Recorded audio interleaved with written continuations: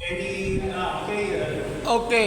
last set of questions. Ma'am Marie, ang pinaka-focus ngayon is yung platform, no? Sa ngayon, kasi may potential naman ito na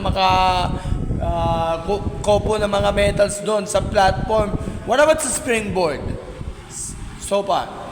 Yeah, kasi yung yung event kasi ng Thailand this year for the SEA Games is wala pong springboard. The only entry they have is for the women lang ha. For men, kompleto. For the men, merong individual springboard 3 meter, individual 1 meter, synchro 3 meter, and then platforms single, individual, tapos synchro for platform men's kompleto. Pero sa women's po, isang event lang which is platform synchro. Oh, So, sa synchro event po kasi isang entry lang per country, meaning dalawang diver talaga. So, gusto rin man namin magpadala na mas marami. Yes. So, isang pair lang, one pair lang, meaning 2 divers. So, there's a possibility we're choosing from 3 divers. So, by October, then we will tell maybe na coach kaya October, coach parang hindi kaya, then hindi na namin a-accept na yung budget to go. So, talagang bakbakan na like we're training twice a day, a few times a week. And then, lalo na na sa Georgia. And then, yung US diver na namin, like I said earlier, nagko-communicate kami kaya para yung coach niya, tawagan, tapos including the parents. So, para alam nila ano yung expectation, mahirap from this point to this point. So far, parang napili mo na ako kung sino sila So far kasi, we're leaning towards si Ariana Grande because of performance niya. And then si Rose Ann. And then third diver always, kasi nandito kasi yung third diver. But nilipat lang din namin siya from springboard. But so far, in the few weeks na nagaan siya, promising din yung batang to. So, yun nga. sa lalaki na magiging partner. Then, sa walang lalaki kasi sa babae lang kasi yun na event music.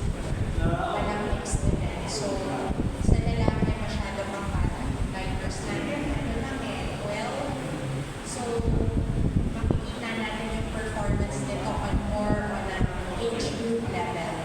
Pang bata pa rin. Hopefully, unless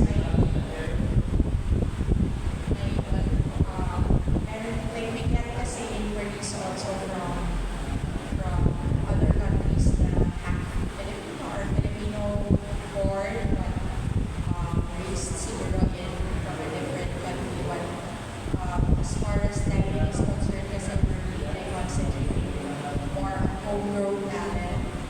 And then also like we're also looking into yung mga sumusulat sa amin but check namin with the coaches and then comparing their lives sa divers. okay, last question, magtatangali na. Yung ngayon, ang training center ninyo ay sa Ultra. What about sa New Clark City? Wala pa kayong access sa New Clark City, no? So, ang training center niyo is so far sa Rizal Memorial sa ngayon. Could you have some clarifications about it? It's just, yung Rizal, dito lang yung facility namin because yung divers namin are from Metro Manila and then most of them are quite young so kailangan talaga na gabay ng magulang, hina-attend, ganyan. Tapos, also, yung facility kasi sa Ultra is hindi siya kompleto kasi walang dry land doon. And then for us to bring divers kasi to New York City, syempre, malaki na transport, tapos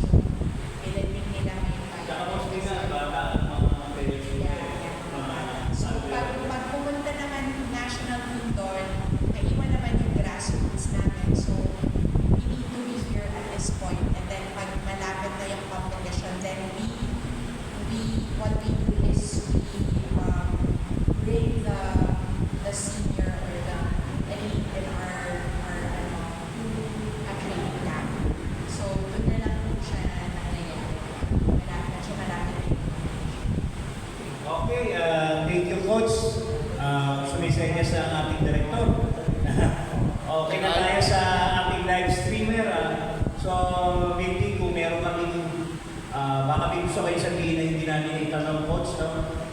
Go ahead, bago natin i-close ang ating programa.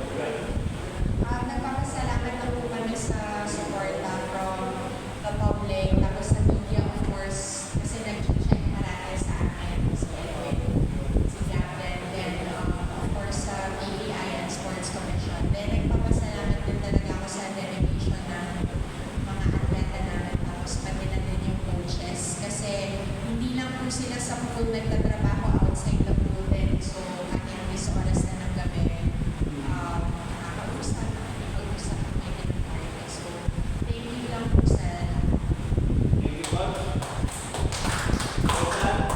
Gusto ko lang din po magpasalamat sa Philippine Aquatics po and sa Philippine Sports Commission at sa mga coaches po na lagi sumusuporta po sa aming mga under at sa lahat po na sumusuporta po sa amin sa labas po or sa kahit sa ating pong bansa na mas gusto ko rin po magpasalamat sa mga magulang ko. Hey, coach. Yun nga po, total na pagkakita ng lalaki. Pasalamat natin po ako sa kay Philippines Masculine at saka Mr. Hamid Bachman. Tapos sa PEI, sa lahat ng buong sa aming sport. Thank you, coach.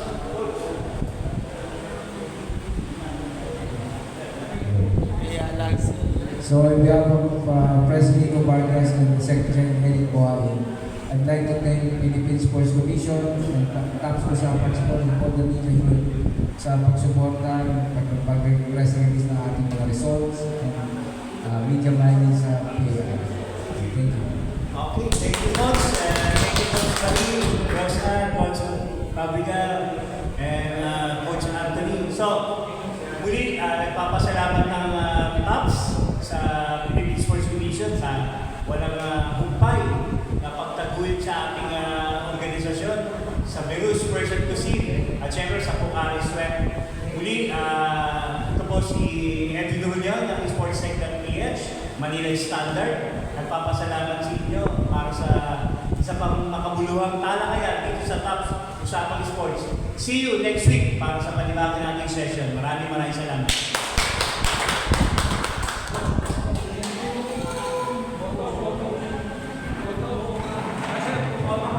Meet pa!